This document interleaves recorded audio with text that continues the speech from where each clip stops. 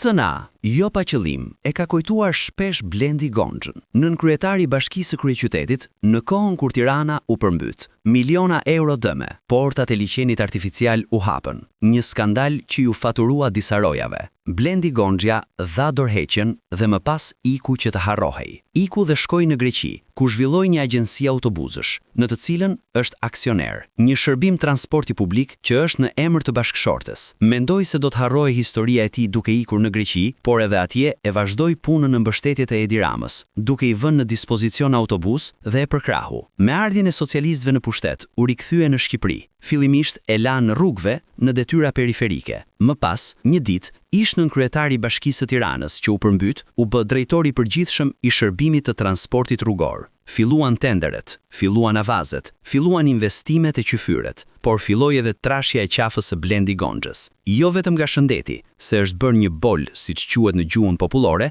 por edhe në anët të tjera, përtej asaj fizike. Një ditë, Blendi Gonxha gdhihet si Ministri i Ekonomisë, Kulturës dhe Inovacionit, në një ministri ku Edi Rama nuk do ta mbante gjatë, një super ministri. Pati jo pak akuza për agjencinë e blerjeve të përqendruara në dorën e Gonxhës. Mëtej, bie superministria si një dështim i shpejt dhe Blendi Gonxha mbetet ministri i turizmit, kulturës dhe sportit, por vazhdon të ketë të njëjtën trashje, jo si bol në dhjamosje, por në filozofinë e tij të pushtetarit, duke menduar se është harruar skandali i përmbytjes së Tiranës, duke menduar se njerëzit nuk shohin dhe nuk kuptojnë. Çfarë ndodh me këtë njeri të kthyer në një keq menaxhues të fondeve publike në Ministrinë e Turizmit, Kulturës dhe Sportit, një abuzues? Në çdo korridor të kësaj ministrie dëgjon vetëm një gjë, se asgjë nuk kalon pa fjalën e ministrit. Ministri do të di çdo qindark shpenzimesh, dhe kjo jo për të qenë në dieni se ku shkojnë parat, por të tjera halle ka Blendi Gonxha. Boli i Ramës nuk funksiononi vetëm,